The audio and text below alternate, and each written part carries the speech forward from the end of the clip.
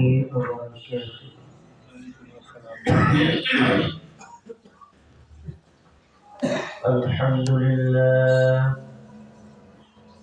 الحمد لله الذي جعل الشمس والقمر بحسبان والنجم والشجر يسجدان وفضل جمع مكانا على مكان وإنسان على الإنسان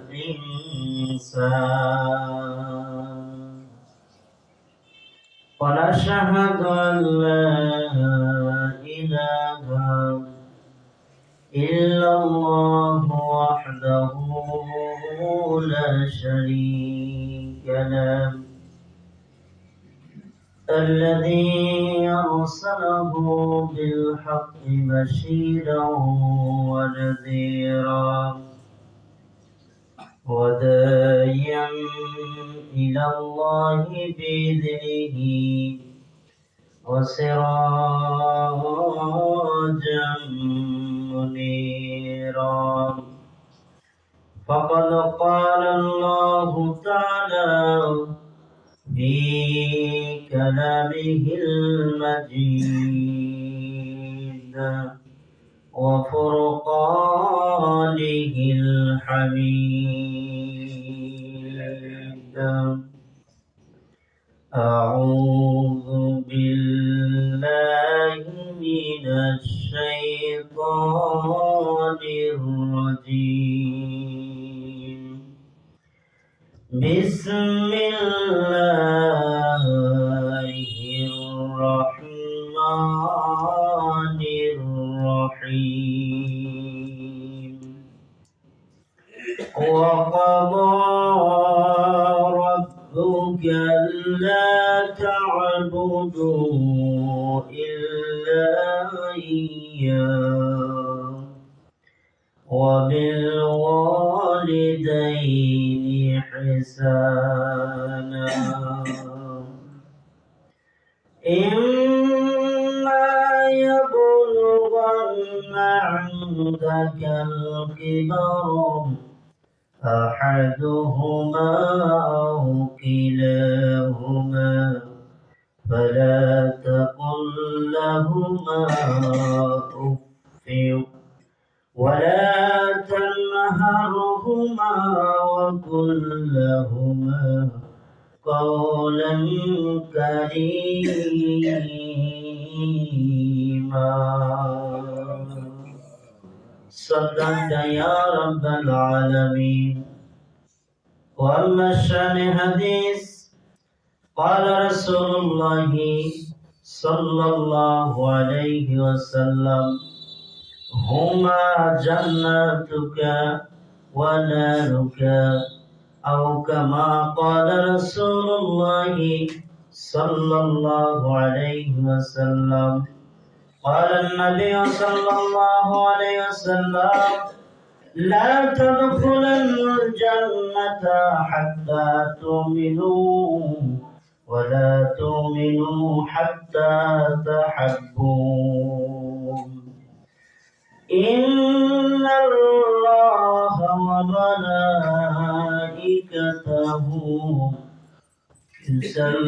يصلون على النبي يا أيها الذين آمنوا صلوا عليه وسلموا تسليما.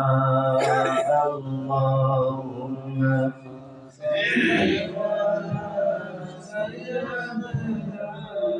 مولانا محمد وعلى آل سيدنا مولانا محمد عاشقك بالبلاء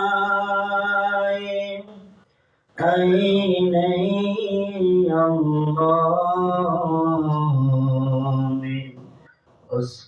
शंकर दिया फिर इश्क रसूल नबी अल्लाहुम्मा सल्ली अला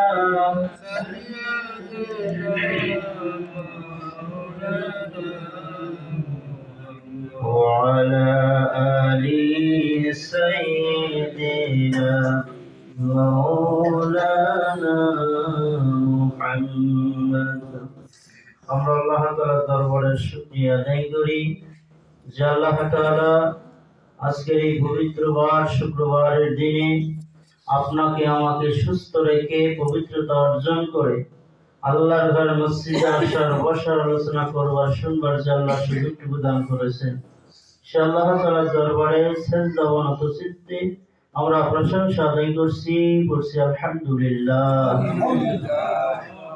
দরুদ ও সালাম আমাদের প্রিয় ভাজন নেতা নবীর প্রতি সংক্ষেপে পড়ছি সাল্লাল্লাহু আলাইহি ওয়াসাল্লাম। সম্মানিত উপস্থিতি, আমরা মুসলিম, আমরা ইবাদতে বিশ্বাসী, মৃত্যু হবে এটার প্রতি আমাদের বিশ্বাস আছে। আপনার আমার জীবনের হিসাব হবে মৃত্যুর পরে, এটাও আমরা বিশ্বাস করি। এটা মৌখিক হোক আর অন্তর দিয়েই হোক, মৌখিকভাবে তো স্বীকার করি যে আমার মৃত্যুর পরে হিসাব হবে ভালো এবং মন্দের। এই পৃথিবীতে মানুষকে ভালো করবার জন্য সব মানুষ কিন্তু কাজ করবে না, করবে না। কেউ লোক দেখিয়ে অন্যায়ের দিকে নিয়ে যাবে, কেউ বা জাহান্নামের ভয় দেখিয়ে মানুষগুলোকে ভালোর দিকে দাওয়াত করবে। এই জন্য বলা হয়েছে পৃথিবীতে দুই ধরনের ডাক্তার। কয় ধরনের? দুই ধরনের ডাক্তার। একটা হচ্ছে বাহ্যিক, একটা হচ্ছে অভ্যন্তরীণ। একটা হচ্ছে দেহের ডাক্তার আর একটা হচ্ছে রূহের ডাক্তার। কয় ধরনের ডাক্তার? দুই ধরনের। এক হচ্ছে কি দেহের, আপনার শরীরে জ্বর, আপনার শরীরে ব্যথা, আপনাকে ভালো লাগে না, খাবার রুচি নাই, ডাক্তার আপনাকে দেখে যদি প্রাথমিকভাবে চিকিৎসা দেওয়ার পরেও ভালো না হয়, ডাক্তার বলবে পরীক্ষার দরকার। কি বলবে? পরীক্ষার দরকার। আপনি পরীক্ষা করেন, পরীক্ষা করার পরে আপনার রোগ নির্ণয় করে তারপর আপনার চিকিৎসা শুরু হবে। এটা হলো দেহের ডাক্তারের চিকিৎসা। আর রূহের ডাক্তার হচ্ছে উলামায়ে কিরামগণ। কে? উলামায়ে কিরামগণ, আলেমগণ। ডাক্তার যেমন চায় আমার কাছে যে রোগী আসবে সেই রোগী যেন চিকিৎসা নিয়ে ভালো হয়, সুনাম ছড়িয়ে পড়বে, টাকা ইনকাম হবে। উলামায়ে কিরামরা চায় আমরা যেমন জান্নাতের আশা করি, জান্নাতে যাবার জন্য দিনের কাজ করি। যারা আপামর জনতা, জনসাধারণ আছে, এরাই যেন কোরআন হাদিসের কথাগুলো শুনে জান্নাতের পথের প্রতীক হতে পারে। এই জন্যই তো মসজিদে মাহফিলগুলোতে আলোচনা হয়।